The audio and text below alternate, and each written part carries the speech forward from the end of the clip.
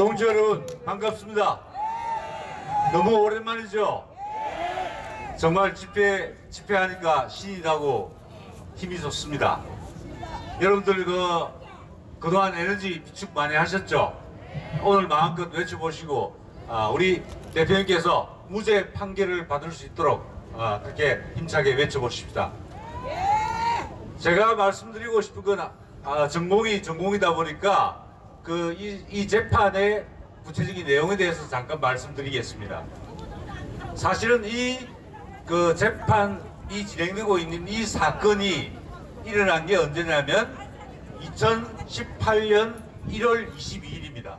그날은 월요일입니다. 월요일이고, 그리고 저는 서울에 우리 중앙당에 회의가 있어서 참석했고, 그래서 기자회견장으로 나갔습니다. 그래서 저도 그 현장에 있었습니다. 그 현장에. 그리고 거기서 인공기 그리고 김정은 초상화 이런 것을 불태우는 퍼포먼스가 진행된 게 맞습니다. 다 확인하셨겠지만 맞습니다, 그게. 자, 그런데 그럼 왜 그 당시 대한애국당이죠? 대한애국당에서 왜 그와 같은 기자회견을 하고 퍼포먼스를 진행할 수밖에 없었던가? 그 배경을 잠깐 말씀드리겠습니다. 여러분들 오늘 댁에 가셔가지고 검색을 해보십시오. 북한 김정은 일당들이 미사일 실험과 핵실험을 가장 많이 한 해가 2017년입니다. 2017년에 그때 미사일 실험을 어느 수준까지 발전시켰냐면 대륙간 탄도탄 ICBM이라고 하죠. 대륙간 탄도탄을 시험 발사를 했습니다. 그게 화성 15호까지 나왔습니다. 그건 미국 본토를 공격할 수 있는 미사일입니다. 그만큼 미사일 기술이 발전했던 그 시점이 2017년입니다. 그리고 북한은 또 2017년에 수소폭탄 실험을 했습니다. 원자폭탄도 아니고 수소폭탄 실험을 했던 겁니다. 바로 그 북한의 핵실험과 미사일 발사로 인해 가지고 한반도 동북아 또는 전 세계의 안보가 심각한 위협에 처하게 된 겁니다. 그래서 당시 우리 대한애국당에서는 이 북한의 핵 미사일 개발 실험 이와 같은 것을 대한민국뿐만 아니라 전 세계 안보에 대한 위협이라고 판단하고 이것을 규탄하는 기자회견을 하기로 했던 겁니다. 그런데 이 미사일과 핵실험이 있고 난 뒤에 유엔을 중심으로 해서 국제사회에서는 북한에 대한 제재가 본격적으로 전개가 됐습니다. 그런데 이 국제사회의 제재 흐름과는 전혀 엉뚱하게 문재인 좌파 독재 정권은 김정은 집단에게 면죄부를 주기 위해서 북한을 평창 올림픽에 초청을 했던 겁니다.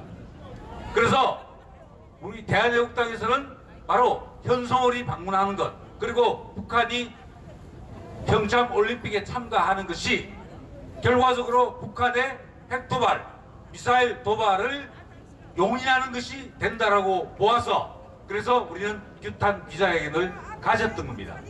그래서 서울역 앞에 모여가지고 저희들은 기자회견문을 낭독하고 그리고 화형식을 진행시켰던 겁니다. 그런데 그 장소에는 우리 당에서 준비해간 소화기들이 다 있었습니다. 전혀 화재의 염려도 없었고 뭐 다른 질서를 파괴하거나 하는 그런 우리가 전혀 없었습니다. 그런데 거기 둘러싸고 있던 경찰들이 우리가 그 화형식을 진행하는 과정에서 소방시설을 가지고 우리에 대해서 폭력적으로 사실은 대응을 했습니다.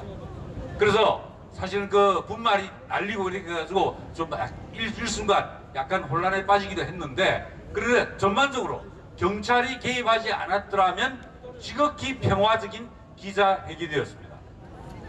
그런데 그것을 이유로 좌파 단체들이 우리 조은진 대표님을 고발했고, 그리고 경찰, 검찰 수사를 거쳐서 오늘 드디어 1심 첫 공판이 열리게 된 겁니다. 그러면 이걸 법적으로 어떻게 평가해야 되느냐? 사실은 지금 그 검찰에서 내세우고 있는 그 죄목이 바로 집회 및 시위에 관한 법률 그 규정 가운데서 미신고 집회에 해당한다.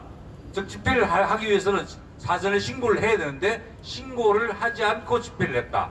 그래서 미신고 집회로 처벌하겠다는 겁니다. 그런데 이 부분에 대해서 법리 검토들이 많이 이루어졌는데, 첫째, 정당의 기자회견은 집회 신고가 필요하지 않습니다. 집회 신고가 필요하지 않습니다. 그것은 분명히 우리 대한애국당, 그 당시 대한애국당에서 기자회견을 할 때는 미리 기자들에게, 내 외신 기자들에게 기자회견 사실을 다 알렸습니다. 그리고 기자회견문도 보냈습니다. 그러니까 명백하게 기자회견인 거죠. 그리고 기자회견은 뭐냐면 현장성이 중요한 의미를 가질 때가 있습니다. 현송월이 서울역에서 출구로 빠져나오니까 그 현장에서 우리 기자회견을 한 겁니다. 현장성에 맞춰서 우리가 기자회견을 한 거죠. 그래서 이건 명백하게 기자회견입니다. 따라서 집회 신고가 필요 없습니다. 맞이야 무슨 집회 신고? 자, 그리고 또 하나 문제가 되는 게, 그러면 집회 신고라고 우기는 부분이 있습니다. 뭐냐면 사실은 저도 기억이 나는데 구호를 외쳤다고 하는 겁니다.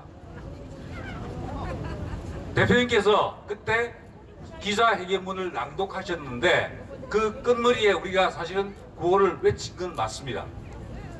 그런데 중요한 것은 실제로 다른 정당에서 하는 집회, 다른 정당에서 하는 기자회견에도 구호를 외친 장면이 무수히 많이 나옵니다. 맞습니다. 무수히 많이 나옵니다. 그러니까 당연히 우리는 어떻게 되겠습니까? 다른 정당도 다 구호 외쳤는데 왜 그 당은 처벌 안 하고 왜 우리만 처벌하냐? 당연히 우리 변호할 때 우리의 그 방어 논리로 내세울 수 있겠죠. 그래서 그 부분 우리가 당연히 무죄의 근거로 제시할 수 있습니다. 그리고 또 하나가 이제 있는데, 사실은 설령 미신고 집회라고 가령 해서 기자회견이 아니 가정입니다. 기자회견이 아니고 집회라고 가정을 한다 하더라도 미신고 집회라고 해서 무조건 처벌하는 게 아닙니다. 미신고 집회를 처벌하는 규정이 있지만 그 상황의 긴급성이나 이런 정당한 사유가 있을 때는 신고하지 않은 상태에서 집회를 하더라도 처벌할 수 없다는 판결들이 여러 개 있습니다. 다시 말씀드리면 우리가 설령 그것이 기자회견이 아니고 집회를 했다고 하더라도 그때 현송월이 오는 것은 굉장히 긴급한 상황이었습니다. 맞습니다. 그리고 그 당시에는 주말 일요일에는 집회 신고가 되지 않습니다. 그렇기 때문에 우리는 긴급하게 집회를 할 수밖에 없었던 거죠. 그러니까 실제로 집회를 신고를 할 수 있는 시간적 여유가 없는 긴급한 집회였기 때문에 사실은 미신고 집회가 된 것이지, 그것 때문에 당연히 처벌받아야 되는 건 아닙니다. 그래서 실제로 미신고 집회로 인정을 하면서도 처벌할 수 없다라는 판결들이 많이 있다는 걸 말씀드립니다.